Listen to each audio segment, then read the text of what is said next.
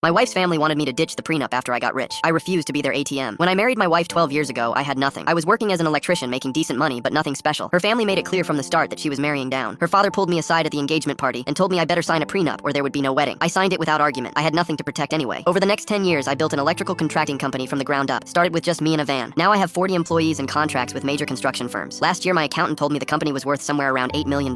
My wife's family found out when her mother overheard a phone call. Suddenly, I went from being the poor son-in-law to being the golden goose. Her father invited me to dinner alone, which had never happened before. He ordered expensive wine and talked about how proud he was of me. Then he got to the point. That prenup we made you sign all those years ago. It's not really necessary anymore, is it? I took a sip of my wine. What do you mean? Well, you've done so well for yourself. It seems almost insulting to keep it in place now, like we don't trust you. The prenup protects both of us. Sure, but it mainly protects you at this point, and family shouldn't need protection from each other. I set down my glass. The prenup stays. His friendly expression flickered. I think you should reconsider. I have considered. The answer is no. My daughter deserves security. She has security. She has a nice house and a nice car and anything she wants. The prenup doesn't prevent any of that. But if something were to happen to the marriage, then the prenup determines how things get divided. That's what it's for. He leaned forward. Listen, we welcomed you into this family when you had nothing. We could have told our daughter to find someone better, but we gave you a chance. And I appreciated that chance. I also remember you making me sign papers before you would let me marry her. So let's not pretend this was charity. Dinner ended shortly after that. The next week, my wife started bringing up the prenup. What if we just modified it? What if we made it more fair? What if we talked to a lawyer together? I asked her if her father had put her up to this. She admitted he had. I'm not getting rid of the prenup, I told her. Do you not trust me? I trust you. I don't trust your father. And honestly, this whole situation is making me trust him even less. She got upset and called me paranoid. I told her I preferred the word careful. Then her brother called. He wanted to pitch me a business investment, some restaurant idea that was definitely going to take off. He just needed $200,000 to get started. I told him no. Then her mother called. They were remodeling their kitchen and could use some help with the costs. I told her no. Then her sister called. Her car broke down and she needed something reliable. Maybe I could help her out? I told her no. By the end of the month, every member of my wife's family had asked me for money in some form. And every time I said no, they got a little colder. Finally, we all ended up at a family dinner. Her father stood up and made a toast. To family, he said. To taking care of each other. To remembering where we came from and who was there for us when times were hard. Then he looked directly at me. And to those who forget, may they remember before it's too late. I stood up too. Since we're making speeches, I remember applying for a loan to start my business and being turned down by the bank. I asked this family for help, $5,000 to get started. I was told no because it was too risky. The room was very quiet. I remember working 7 days a week for 3 years while this family took vacations I wasn't invited to because I couldn't afford to go. I remember being looked down on at every holiday dinner because I didn't have the right job or the right bank account. I looked at my father-in-law. Now that I have money, suddenly everyone wants to be close. Suddenly the prenup is unfair. Suddenly there are investment opportunities and car problems and kitchen renovations that I should help with. You're being ungrateful, her mother said. I built everything I have without $1 of help from anyone in this room. The only thing I'm ungrateful for is being treated like an ATM. I turned to my wife. I love you, but I will never be your family's bank. If that's a problem, we need to talk about it, but not here. I left the dinner and drove home. My wife came home an hour later. We talked for a long time. She admitted her father had been pressuring her constantly. She admitted she was tired of being in the middle. She admitted her family was out of line. We agreed on boundaries. No more money requests. No more prenup discussions. Anyone who couldn't respect that wouldn't be welcome in our home. Her father tested that boundary 2 weeks later. He showed up and started talking about the prenup again. I asked him to leave. He refused. I called the police. He left before they arrived, but the message was clear. We don't see her family much anymore. My wife says she misses them sometimes, but she also says she feels lighter, less caught between two sides. Her father still texts occasionally asking for money disguised as family bonding. I delete the messages without responding.